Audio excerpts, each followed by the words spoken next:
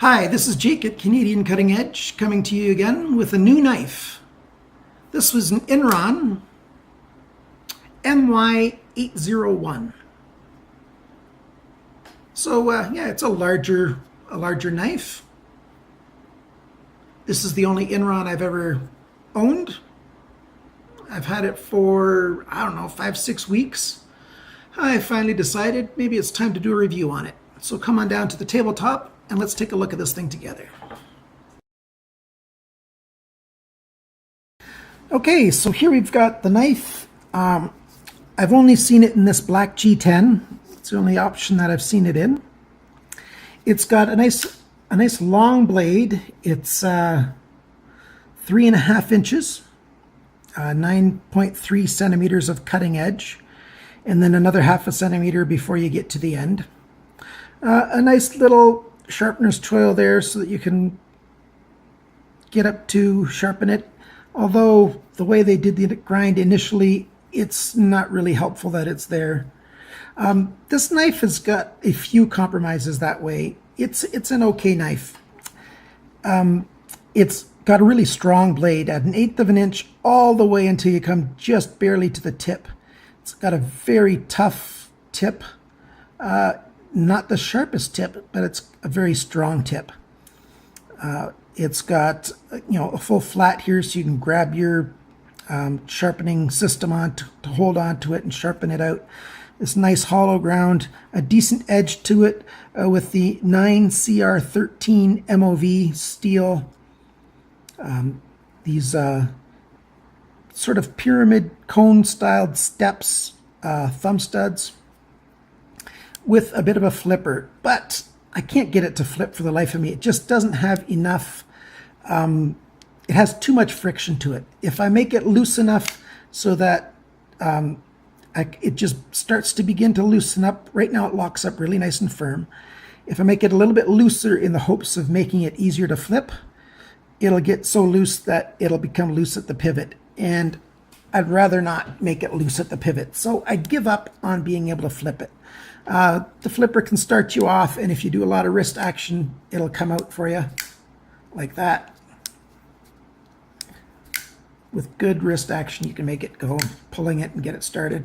Or you can just use a thumb stud and make it come out like that. I prefer the thumb stud because I can make it go with much more authority and force and consistency. And then I just use this flipper as a little bit of a finger protector, so I know that my hand isn't going to slide forward towards the cutting edge. They did make the handle nice and comfortable though. So it comes down and then a big rise up here and then back down again. The first finger and second finger get their own separate choils, and then your third and fourth fingers are there. It's quite comfortable. It's not hot in the hand. You can hold it for quite a while.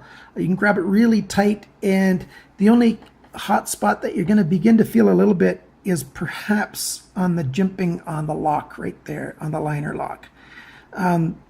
It comes up quite a bit higher on this side than the choil, and that's where you might get a little bit of an edge.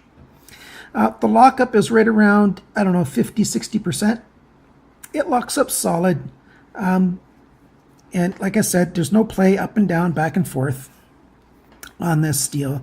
Oh, I'll zoom in here to let you see the logo right there. There you go. Inron MY801 says right there, and right up here, if I can get the light just right. Maybe I can't get the light just right. That's better there. You can see the 9CR13 MOV. A little bit of oil residue there. I oiled the pivot. It's got a brass washer on this side and a white plastic Teflon, nylon, whatever the material is, washer on the other side. I do not like that they used a proprietary fastener for the pivot. They used Torx for the two pillars. That I wish they would have used a standard screw there. It's got a little bit of a decorative, 3 little trenches on that side and on this side. Yeah, it looks okay. The dual pillars have at least a little bit of an artistic effect to it instead of just being, studs. that are cylindrical. Instead, they've got some shape to it. They went to some effort to skeletonize. There you go. You can see those holes, the round circles that they cut out on this side. They did a few on the side that has the liner lock as well. The clip is only on one side, so it's tip up carry, right side. The clip isn't all that great. I would have wanted a better clip. It doesn't make any hot spots, and it sort of holds okay. I don't like clips that start off on that angle and then come down, because, you know, that becomes a pinch point for your pocket, which means it's going to ride even higher. Let's imagine that that way is up. It's going to ride even higher in the pocket than it needs to if they would have done, you know, another style clip, you know, like they did on this knife right here, this Real Steel H6S1. You know, it's not that hard to make a clip that, you know, comes up and down. A lot of companies have done it. Inron might even have it on some of their knives, but this is the only knife of theirs that I know. I do like that the screws here are flush to the G10. For the most part, this back one, you know, has a little bit, it sticks up a little bit, and I can't really draw it in any further. It's just the way it's made. For the centering of the blade is quite good.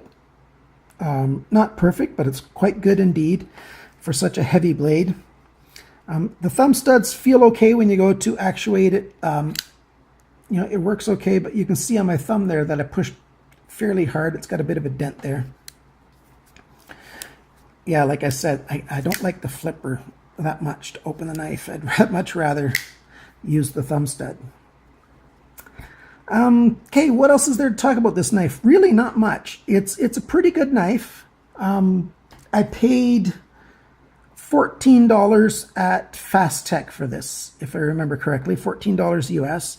And for $14, you're getting your money's worth, but you're not getting anything special. You're not getting anything wonderful. But I wanted to try out more brand names from China. And this is a brand name that I'm happy I've got one of, but I won't be getting more of. So it's an okay knife, so I recommend it that way, but it doesn't stand out in any special way. So if you're thinking of an Inron knife, and you can see the MY801, think about this review and make your decision if you want to get one or not, or see if there's another Inron knife that you'd like to try. If you've had a great experience with an Inron knife, let me know. I'd like to hear about it, and maybe I'll purchase that particular knife. I like to keep an open mind. I don't like to judge a company on one blade. I'd much rather have 2 or 3 before I say that this company makes good stuff or does not make good stuff. I like their logo. It looks sort of like some kind of raptor face, you know, an eagle or a hawk or something, and then those 3 feathers going back, those streaks. It's pretty sharp looking. Decent knife, good heavy steel, good solid construction. Nothing that really stands out and says, hey, I'm an awesome knife. Just an okay liner lock knife. Remember, guys, always cut towards your chum and not your thumb. If you like this video, please click on the like button, the thumbs up that's right down there in that corner. Share this video with your friends, or just subscribe. That'd be great. We'd love to have you as a regular viewer.